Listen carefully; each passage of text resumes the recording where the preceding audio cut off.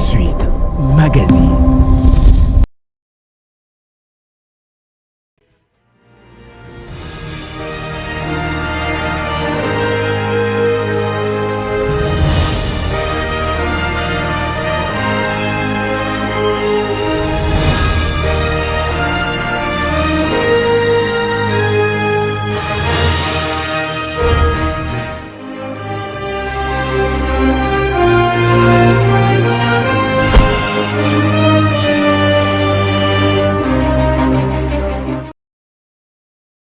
Très heureux de savoir que vous êtes très nombreux et nombreuses à suivre cette belle émission Ma Profession, une émission qui vous amène à découvrir le professionnel, les hommes des métiers, les personnes qui assument des fonctions quelconques dans notre pays, ce beau pays, la République démocratique du Congo. Bienvenue à tous, bonjour.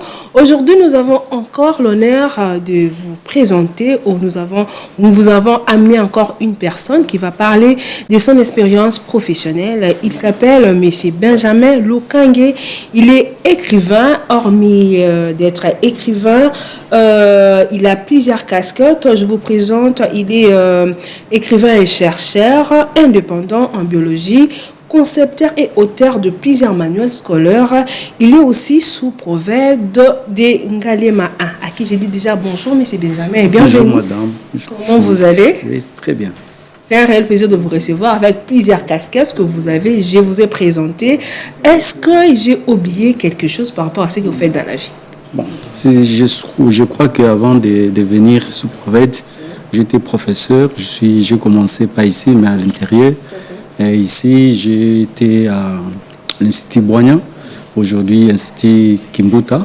Et après, en 2002, j'ai été retenu au lycée Dr Chaumba, là où j'ai fait plus de 20 ans comme professeur de biologie. Et c'est là où j'ai eu l'inspiration pour écrire ou entrer dans ces domaines d'écriture. Donc, vous vous êtes inspiré par rapport à un parcours en tant que professeur. Donc, vous avez beaucoup de casquettes que vous venez à peine de rajouter. Mais autour de cette émission, nous allons parler concernant cette thématique qui s'intitule « Écrivain, plus qu'un métier, une vocation ». Ça vous va quand même, hein, par rapport à votre Oui, très bien, c'est bien. Oui. Pour commencer, vous êtes écrivain. Quelle est votre compréhension quand on parle du mot écrivain, ou bien quand on dit que la personne est écrivain? Qu'est-ce que vous pouvez dire par rapport à ça? Bon, écrivain, c'est toute personne qui rédige des manuels ou des ouvrages littéraires, tout homme, toute femme, des lettres. C'est une personne qui fait profession, métier, d'écrire des manuels, des ouvrages pour ceux qui ne connaissent pas écrire, pour ceux qui n'écrivent pas bien ou qui ont des difficultés pour écrire. Okay. Sous-prophète, demain on vous reçoit aujourd'hui en casquette d'écrivain. Quel est le rôle d'un écrivain ou bien d'une écrivain, je ne sais pas si ça se dit comme ça, dans une société? Oui, dans une société, l'écrivain joue plusieurs rôles. L'écrivain instruit, éduque, informe, forme aussi, et puis chasse l'ignorance au sein de la population d'une société. Okay. En écrivant, vous chassez l'ignorance au sein de la population ou bien d'une société. Et le métier d'écrivain, parce que nous parlons de métier ou une vocation, est-ce que c'est une vocation ou bien un gagne-pain? Est-ce qu'on peut faire ces métiers pour gagner dans la vie ou pour avoir de l'argent ou bien seulement par rapport à une passion ou bien une appellation ou bien une vocation? Bon, les deux vocables sont acceptés et sont observés également dans une société. Il y a une vocation pour ceux qui ont ces dons d'écrire, parce que les dons, c'est quelque chose d'inné et on peut avoir ça. Ceux qui écrivent de cette sorte-là, donc, ça passe comme une vocation. Et il y a aussi comme gagne-pain pour ceux qui le considèrent comme une profession, un métier. Et c'est le cas des écrivains publics qui écrivent pour les autres.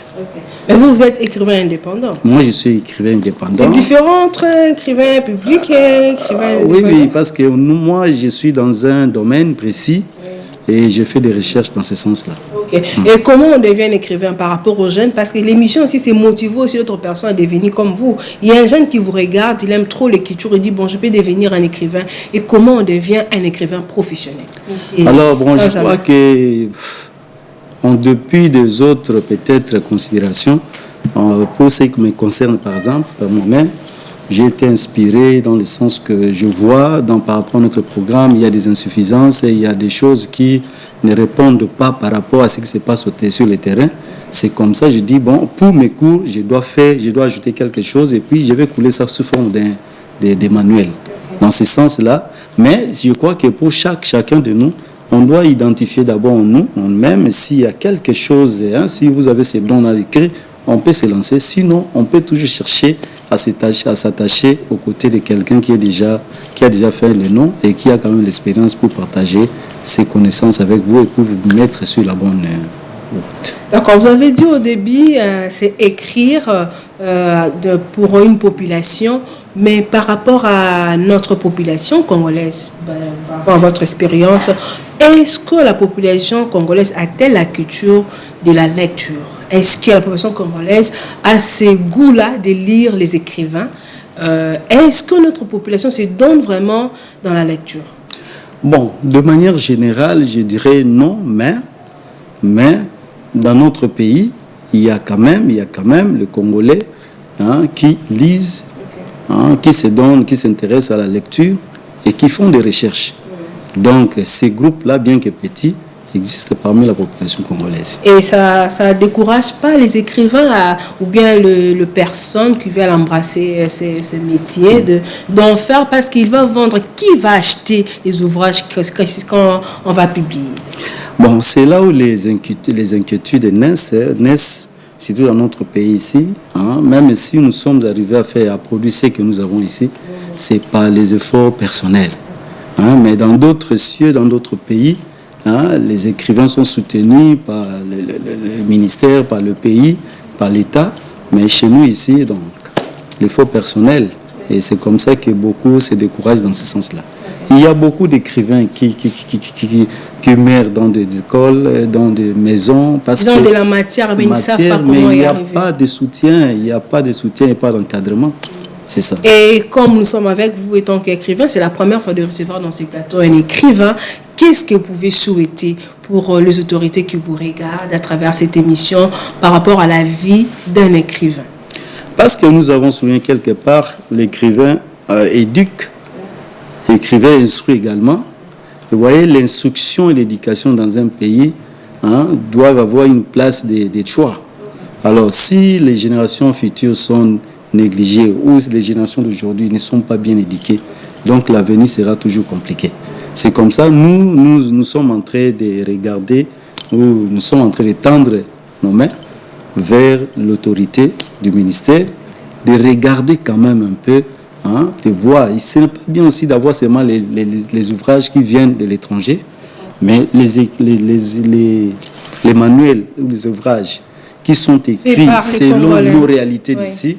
Je crois que ça va aussi faire avancer notre système, ou ça va bien encadrer notre système éducatif. Parlons maintenant de vos ouvrages ou bien vos œuvres. Vous avez publié plusieurs ouvrages comme Sciences de la vie et de la terre. D'où est venue cette inspiration? C'est Benjamin Lokange. Merci beaucoup, madame, journaliste.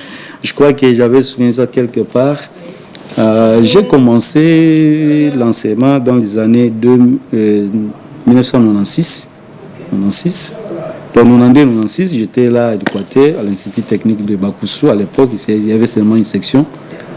Alors, de là, je suis venu ici à Kin en 1997.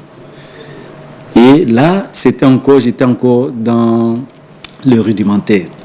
Alors, arrivé à Chaumba, dans les années 2002-2003, là, j'ai trouvé un autre monde, un autre univers, où il y a une philosophie de travail. J'ai trouvé que c'était vraiment une école de vie. Alors, si on vous confie un cours, il faut arriver à la fin, il faut terminer le programme. Alors, quand on m'avait donné les cours de microbiologie, de biologie, là, je n'avais pas de cahier de réserve. Même là où j'enseignais, il y avait des cahiers où j'ai terminé seulement, il y a un chapitre seulement, on fait ça pour toute l'année. Mais là, il fallait terminer tous les chapitres. Il faut respecter les principes. J'étais obligé de faire des recherches pour compléter les cours. Et c'était fait. Et j'ai continué avec cette pratique. J'ai trouvé qu'arrivé vers 2010, il y a des écoles environnantes des chambres. Les profs là prenaient mon cahier à travers les élèves pour aller enseigner là-bas. Alors, j'ai trouvé que comme non. Archive. Hein? Comme archive. J'ai dit non, je dois couler ça maintenant comme livre. Et c'est comme ça que j'étais parti demander à Mediasport. On m'a dit non, ça doit passer d'abord par diplomate. Et je suis arrivé là-bas, j'ai demandé les conditions pour déposer. On m'a donné, puis je suis allé déposer là-bas. Un jour après, Mediasport m'appelle pour me dire que non, venez, comme on a carence de microbiologie, nous devons produire ça. Et c'est comme ça, vers 2016, on a produit. Vous êtes lancé. Première édition. Et deuxième édition est venue en 2018. Et après, j'ai trouvé que non, comme j'avais aussi beaucoup de cours, hygiène alimentaire, biologie, j'ai dit, bon, je vais embrasser aussi d'autres domaines là pour discipline, pour faire maintenant, produire des livres. Et c'est comme ça, c'est parti. Aujourd'hui, nous avons l'hygiène alimentaire, et puis les autres. Vous venez de publier encore un nouvel ouvrage qui s'appelle Réussir au Ténacesop. Ténacesop, avec plusieurs chapitres, développé de plusieurs questions, réponses. J'ai essayé quand même de parcourir votre ouvrage que vous avez publié, Réussir au Ténacesop. Quelle est votre cible par rapport à votre ouvrage-là? Quelle est la cible? À qui est-ce que vous voulez ça peut être comme, comment je peux dire, modèle ou bien destiné, ou bien les gens qui seront à mesure d'avoir cet ouvrage pour que ça les serve quelque part. Ok, la cible principale ou pivotante, c'est la huitième année de l'éducation de base. Ça concerne tous les élèves finalistes du cycle terminal de l'éducation de base, 8e année. Alors, parce que là, ils sont confrontés à un test doublé d'une évaluation des acquis scolaires. Alors, vous voyez que même dans les cours là, dans ces livres-là, il y a deux grandes parties. Il y a une partie pour les SVT parce que naturellement je suis biologiste. Oui, j'ai vu partie biologie, zoologie, tu sais quand même de lire c'est dans la biologie, je suis biologiste. Je dis bon, pour le cours des SVT, comme beaucoup d'écoles n'ont pas ça, c'est le support qui vient soutenir la dernière réforme du nouveau programme. On a dit comme beaucoup d'écoles n'ont pas ça, on fait quelque chose. On prend dans chaque chapitre de ces cours-là, on tire quelques questions et réponses. Ça va permettre aux élèves. Ça va permettre aux élèves. Quand on retient et la question et la réponse, cela va rester gravé pendant longtemps dans la tête de l'enfant. Et la deuxième partie, ça concerne les cours qui sont concernés pour le Ténacesop. Donc le français, mathématiques, technologie, tous ces cours-là, les items passés, les éditions passées, on a résolu ça et on a proposé ça aux élèves. Réussir au Ténacesop. C'est l'ouvrage que vous venez de publier, mais j'ai quand même essayé de lire. Je vis quelque part, vous avez écrit ces mots je peux lire la phrase. C'est que l'enfant sait faire aujourd'hui en collaboration, il saura le faire tout seul demain. Et encore une autre phrase qui m'a tiqué, il y a là où l'éducation bouge, les bâtiments scolaires changent de visage. Qu'est-ce que vous voulez dire par rapport à ça? Non, là, j'ai donné ces pensées pédagogiques. C'est pour soutenir d'abord la réforme ici, l'approche par les situations. Parce que nous avons ces constats-là que dans beaucoup d'élèves, dans beaucoup d'écoles plutôt, les enseignants hésitent ou refusent de pratiquer ou d'appliquer les nouveaux programmes, l'approche par les situations. Et ils oublient que c'est l'enfant qui est à la base, au centre de cette réforme ici. Donc on met l'enfant au centre de l'activité pour lui permettre d'agir sur les savoirs essentiels. C'est pour dire que l'enseignant est là seulement pour faciliter la tâche à l'enfant, mais tout doit se faire par l'enfant. L'enfant doit donc agir, l'enfant doit réfléchir, raisonner, l'enfant doit inventer, doit créer, doit faire tout ce que le supérieur peut faire, ou le maître peut faire. Parce qu'il a ses capacités, il a ses potentialités. Il suffit qu'on les aide seulement à faire. Pardon? Il suffit qu'on l'aide l'enfant. Oui, aider seulement l'enfant. Donc l'enseignant est là comme facilitateur pour aider l'enfant à avancer. Et c'est la manière d'aider l'enfant, c'est avoir cet ouvrage que vous venez de publier. Non, ça c'est un support seulement pour aider, pour soutenir. hein, mais il y a plusieurs moyens, il y a plusieurs... Mais du côté support, parce qu'on peut avoir le programme, mais s'il n'y a pas de support, c'est rien. Hein. Donc ici, on vient, on aide, hein, parmi les moyens que l'enfant peut éclore toutes ces potentialités. Donc, le livre ici peut les soutenir. Je pense que Jonathan Manzanza qui est à la région en train de basculer les images pour que ça permet à la population de voir au moins ce qu'on est en train de parler. En lisant votre ouvrage, j'ai lu quelque part parce que vous avez fait quelque chose, la façon d'écrire question-réponse. Je veux aussi aller vers vous. Là, vous avez posé la question entre l'arachide et le mangué, qui est lequel réalise la germination hypogée. Je ne sais pas si c'est ça la question. Ah oui, c'est ça la question. Il y a l'arachide et le mangué, ça vous même de répondre. C'est bien parce que, vous voyez, là, c'est dans la germination d'une graine. Dans la germination, il y a deux sortes de germination. Il y a la germination épigée. Vous voyez, épigée, c'est lorsque... Le biologiste, c'est ce que vous aimez. Vous vous retrouvez dans ça. Oui. Si vous prenez une graine, vous mettez dans le sol ou dans le sol. Vous voyez que lorsque la tigelle, la petite tige va pousser pour la première fois, il y a des tigelles qui fait remonter les deux parties du noyau là, hein, qu'on appelle les cotylédons. Ça monte vers la partie aérienne. Là, c'est épigée. Mais côté hypogée, c'est-à-dire quand on met les noyaux ou la graine, les cotylédons là restent dans les sols. Ça, c'est hypogée. Mais si nous prenons maintenant l'avocatier avec l'arachide, hein, vous voyez que c'est l'avocat, la côté avocatier, c'est les noyaux restent dans les sols. C'est l'avocatier qui réalise la germination hypogée. Et la bonne réponse est? C'est le manguier. Je pense qu'à la maison, les enfants s'est retrouvés parce qu'on parle de la pratique. C'est ça aussi l'important de cette émission, donner les autres le goût de faire ce que vous êtes en train de faire. On va parler encore d'une autre question que j'avais vue. Là, c'est lié à question géologique. Vous avez demandé, nous sommes dans l'ouvrage partie où vous avez demandé la démarche du lapin. Comment s'appelle la démarche du lapin? Vous avez proposé, premièrement, c'est digitigrade et platigrade, oguligrade et la suite. Il y a digiplantigrade et puis le consonant. Ça dit quoi? Et pour les. Vous voulez en prendre aussi? On est force de l'écrivain. Ça continue, hein, c'est complet dans la vie, c'est la complémentarité. Vous voyez, pour les lapins, quand ils se déplacent, tout ça, c'est dans l'ouvrage. C'est dans l'ouvrage. Oui. Ces pattes, hein, reposent sur la terre, sur les griffes, hein, c'est-à-dire sur ces pointes des griffes, donc les bouts des griffes. Maintenant, là, c'est digitigrade. Maintenant, quand il est au repos, quand il se retrouve au repos, il se repose. Maintenant, il se repose sur la plante des pieds. Là, c'est plantigrade. Maintenant, s'il faut maintenant le prendre dans les deux moments-là, on dit il est digiplantigrade. Donc, il est à la fois digitigrade quand il se déplace et il est plantigrade quand il se repose. Donc, la bonne réponse est digiplantigrade. On vous félicite quand même, c'est le goût de cet ouvrage. Mais les parents qui ont suivi se disent waouh, c'est vraiment magnifique par rapport à cet ouvrage que vient de publier qui s'intitule Réussir au Ténacesop. Ténacesop.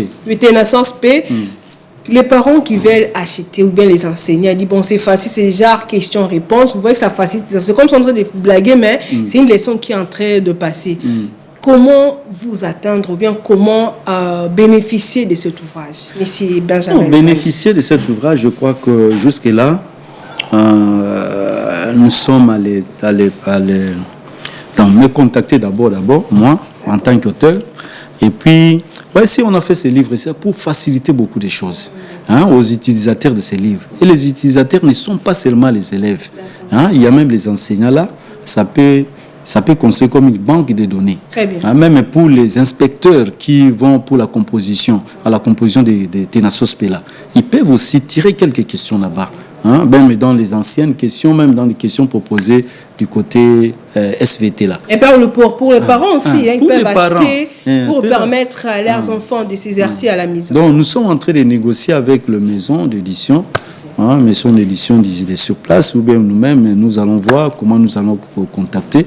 Mais nous souhaitons hein, si nous sommes soutenus par le ministère ou par les partenaires du ministère comme UNICEF et consorts, ça va aider et ça va faciliter la tâche aux enfants. Parce que ça c'est pour les enfants. Et nous sommes là pour soutenir les efforts des enfants. Hein, c'est comme ça que la main est tendue partout. Hein. Quiconque voudrait nous voir, participer, contribuer au développement des enfants, l'éducation, à la qualité de l'enseignement. Parce qu'il ne faut pas oublier aussi que les livres, les manuels constituent l'outil pédagogique de qualité indispensable pour l'enfant et pour l'enseignant.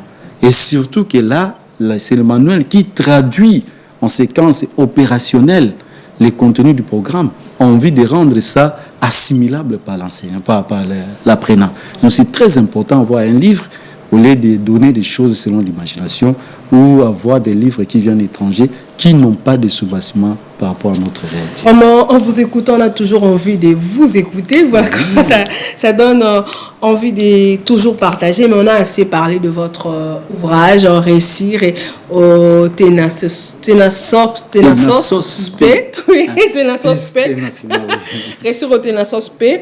Par rapport aux jeunes qui vous ont regardé, c'est dit, waouh, c'est magnifique être écrivain. Regarde comme il est en train de défendre ce qu'il a écrit. C'est comme si vous avez l'ouvrage à la tête. Un jeune qui s'est dit, je vais devenir aussi écrivain en République démocratique du Congo. Quel sera votre conseil ou bien quelle sera votre directive par rapport à votre expérience? Monsieur Benjamin. Oui, dans tout ce que nous faisons, nous sommes nous-mêmes responsables de tout ce que nous sommes en train de faire. En vous-même, vous allez voir que non, dans telle chose je suis fort, dans telle je ne suis, donc je peux apprendre. Mais là où vous vous identifiez que vous êtes fort, ça peut être votre don, et c'est là où vous allez cultiver ça maintenant. Comme moi, par exemple, j'ai fait l'autodidacte pour arriver à ce stade ici. Je n'ai jamais été dans une école où on forme les écrivains, on forme les auteurs des livres. Non, moi-même, j'ai dit, mais j'ai demandé à ceux qui avaient déjà levé la tête dans ces domaines ici. Donc, jamais perdre l'espoir et jamais étouffer les dons, parce que les dons, c'est ce que Dieu a donné. Si vous retrouvez, que vous voyez que vous avez ces dons-là, en tout cas, il ne faut pas étouffer. Il faut toujours chercher à faire éclore ça. Vous voyez, dans tout ce que nous faisons ici, il faut avoir la détermination, la volonté d'avancer et surtout le courage de marquer le premier pas. De quitter la case du départ. Oui. Et si on avancer, comme vous avez fait déjà, quand même, passer à la télé pour parler de votre ouvrage. C'est Dieu qui va vous soutenir parce que lui-même dit qu'il est derrière ceux qui sont debout. Et pour les gens qui veulent vous contacter, vous avez un numéro de téléphone, vous avez une adresse, vous pouvez passer à travers cette émission.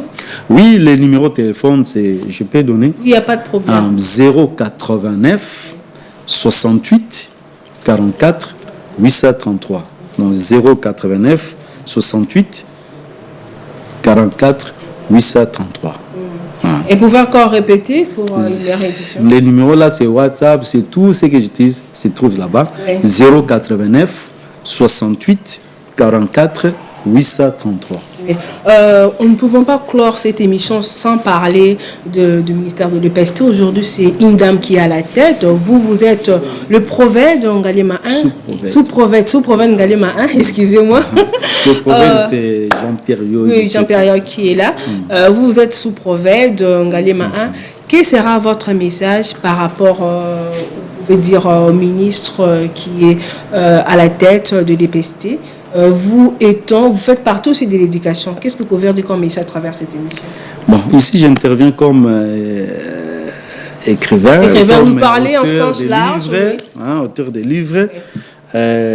Comme on a dit, les livres, on ne cessera jamais de parler ou d'insister sur l'importance des manuels scolaires dans le processus d'enseignement d'apprentissage. Donc, le livre occupe toujours une place de choix.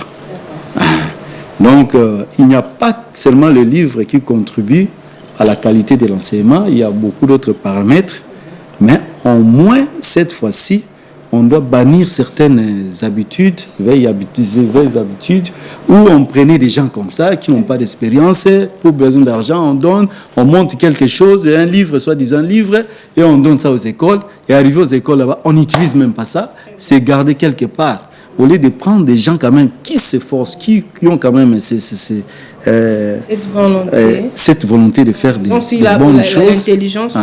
Parce que vous voyez, avec les livres qu'on a sortis ici, si vous demandez dans les écoles, tout le monde apprécie ça. Et les livres qui est apprécié comme ça, vous voyez, quand les livres, les ministères vont publier les livres, on va prendre des livres de telle maison d'édition, maison étrangère d'édition, ceci. Et ces livres arrivent aux écoles, dans les écoles, ils ne font absolument rien. Okay. Donc prenez les gens qui sont disponibles, les gens qui sont disposés pour faire le travail, et nous allons produire un bon travail. Le message est passé. Je ne sais pas si les messages que vous avez adressés, c'est pour la ministre, ou bien vous avez parlé par rapport à votre casquette d'écrivain. Parce que pourquoi je pose cette question, vous êtes à la chaîne de l'éducation, la chaîne de l'EPST. Vous, étant qu'écrivain, étant qu'un être humain, vous avez quand même vu des nominations, mais à la tête, c'est une dame qui est à la tête de l'EPST. Vous pouvez donner votre avis? C'est dans ce sens-là que je vais poser cette question. Personnellement, je salue cette nomination. Oui. Je salue cette nomination et surtout que la dame qu'on a placée là, ce n'est pas n'importe qui. C'est quelqu'un qui a montré ses capacités intellectuelles, scientifiques pendant les semaines des sciences, des technologies. Il y a beaucoup de... Même la réforme ici, même les livres que nous sommes en train de faire ici, on a respecté ça. Donc, la réforme est amenée par elle. Par la dame, oui. Par la dame, quand elle patronnait le DAS, je crois DAS, domaine d'action, domaine d'apprentissage et de sciences. Donc, c'est la personne qu'il faut à la place qu'il faut. Oui, c'est ça le message. Elle mérite ça. Et puis, je crois qu'elle va continuer dans cette élancée-là. Et je crois que tout le monde qui s'intéresse, qui se donne à la science, ou qui se donne quand même, comme dans la publication ici, nous serons là pour soutenir toutes ces actions. Merci beaucoup. Chez nous, c'est sans polémique parce que c'est promouvoir l'éducation. Vous avez très bien répondu parce qu'on ne fait pas de polémique ici. On ne fait pas des éloges, mais on parle, on donne des avis. Qu'est-ce que nous devons retenir de vous, M. Benjamin Lokange, étant écrivain congolais, parce que nous sommes arrivés à la fin? Ok, merci. Je suis venu ici dans le cadre d'abord d'un test certificatif à caractère national, TENASOSP, parce qu'on était lors des derniers forums organisés par les animateurs de la province. En quelques mots, parce qu'on sommes déjà arrivés à la fin. Animateurs de la province éducationnelle de Kinlukunga, on avait relevé, il y avait pour l'année 2002, 27% d'échecs. 2023, c'était 44%. On a trouvé que c'est trop. Il fallait soutenir, faire participer pour faire réduire ces taux d'échec à 5%. C'est comme ça que nous sommes venus. Maintenant, nous sommes je suis très ravi d'être reçu dans ces plateaux. Et puis, je félicite d'abord la patronne du ministère de l'Éducation, d'une manière là spéciale. Et on souhaite de bonnes choses. Et je crois que ça va aller dans l'ensemble de notre ministère. Merci, c'était un réel plaisir de vous recevoir pour la première fois dans cette émission Plateau Ma Profession. On a eu à parler sur écrivain, plus qu'un métier, une vocation. Mais c'est Benjamin Lokange, c'est la première fois, c'est pas la dernière fois. Il faut repasser pour parler de votre métier et profession, de vos ouvrages que vous faites. C'était un honneur de vous recevoir. Merci beaucoup. Merci à tous les téléspectateurs amoureux et amoureuses de cette émission. Vous qui n'hésitez jamais de nous appeler, de vous abonner massivement sur la chaîne YouTube Ma Profession. Merci à l'équipe technique. Et là, je vois Jonathan Monzanda. Merci pour ce travail. Tonton Aloïs, Jérémy Kassai. Merci à tout le monde qui avez participé. Plamerville Louvangama. Donc, c'est ça. Merci à toi. Je vous prie de rester branchés car c'est Lydie Malé qui va vous présenter la grande édition du journal. Vous et moi, on se retrouve très très prochainement, mais à très bientôt. Merci beaucoup.